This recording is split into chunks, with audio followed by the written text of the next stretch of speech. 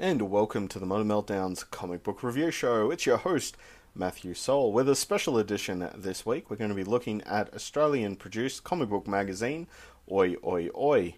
But before we get into that, let's thank our sponsors, Impact Comics. You can visit the guys at www.impactcomics.com.au.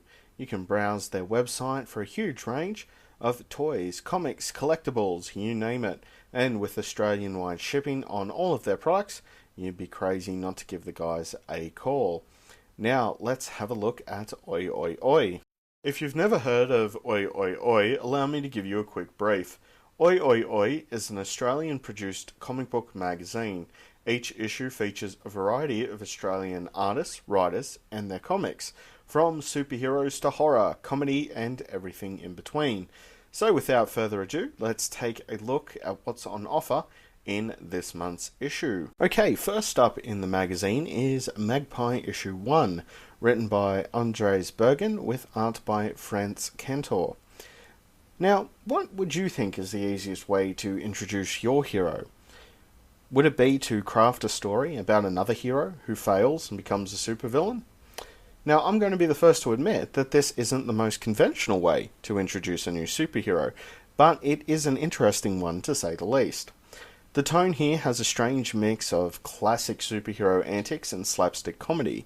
For some readers, this may feel strange, but for those readers who embrace the tone, I think they will be rewarded in the long run.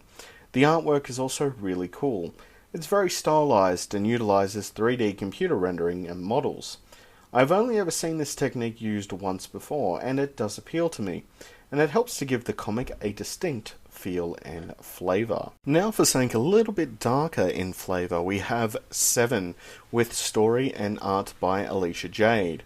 Now Seven continues the story of two children trying to escape the clutches of evil, and this issue continues to offer dark and disturbing imagery. The artwork has a manga-inspired feel, and the characters have a soft feature that creates stark contrast to the world they inhabit. Somehow, though, the contrast makes me feel more for these characters.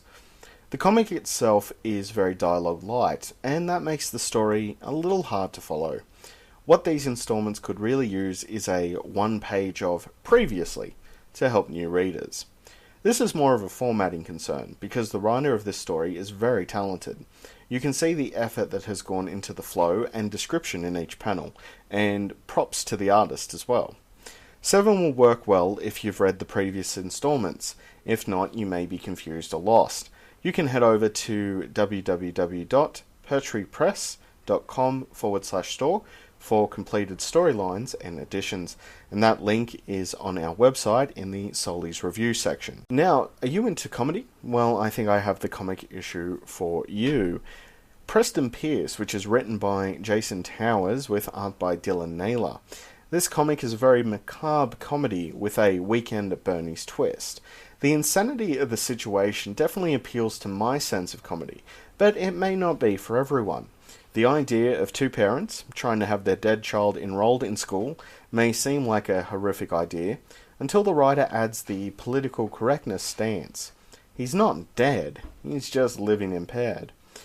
I feel like the comic is also a bit of a commentary on helicopter parents and the lawsuit political correctness society. So to me, it feels exceptionally relevant for this day and age. It's also full of yucks, as Preston's school desperately tries to include him in activities. The artwork has a distinct feel, and it reminds me of high-end satire that you would see in a newspaper. It's definitely worthy of publication. And now it's time to go from macabre comedy to just the macabre, with Mary. Now I don't have a byline for Mary, so if you're the writer or artist, please let me know, and we'll put that into the annotations in the review. Now, Mary tells a complete story, uses a surprising technique that not many people are going to pick up upon. But for those that do, it's a really cool technique and a very unique way to tell a story. So in order not to spoil the narrative, that's all I'm going to say. Props to the writer. On the art, the style reminds me of a very early Tim Burton, which would fit perfectly with the narrative being told. It's dark and eerie, but very stylized. Mary is an example of clever technique. The rest will be up to the reader to discover. And now to come full circle back to comedy with Goblins at College, story and art by Renee Fitzner. Now, another comedy story to end out the issue, and Goblins at College reminded me a lot of the type of storytelling in Order of the Stick or other Dungeons and Dragons inspired parody stories. The artwork works well for a comedy and helps to give the comic a classic Nickelodeon kind of feel, especially considering the subject matter deals with a young goblin striving to be something more while trying to escape from his father's shadow, a la, real monsters. Loads of slapstick comedy ensues, and I think avid D&D players will get a real kick out of it. You can find more stories in the series from tollcraft.com. And that's all we have for this special edition of the Modern Meltdown's comic book review show. I'd like to thank Nate Carmichael and everyone working on Oi Oi Oi for sending that through to us. If you'd like your own copy, you can pick one up from any news agency Australia-wide or select comic book stores. If you can't find a copy, head over to comicoz.com and shoot Nate a message. I'm sure he'll be glad to help. Now, if this wasn't enough to scratch your pop culture itch, you can head over to www.themodernmeltdown.com, where we have numerous articles, podcasts, all concerning pop culture, from comics to TV, movies, video games, and everything in between. I've been your host, Matthew Soul, and I'll catch you next time for another Modern Meltdown comic book review show.